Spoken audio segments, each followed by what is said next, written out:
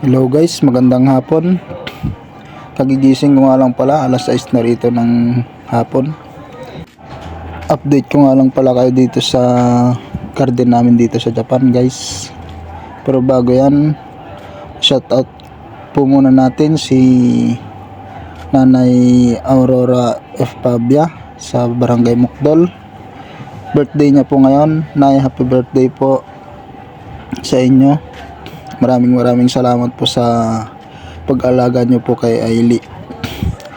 Lagi po kayo mag-iingat dyan. At sana po more birthday to come sa inyo. At yan guys, yan nga pala yung mga tanim namin dito sa Japan. Malalaki na, naanihan na po namin yan. Ayan, talong. Ayan, may okra pa kami. Ayan. Marami na kami naani dyan. Nakailang beses na kami nag-ani. Ayan yung pipino.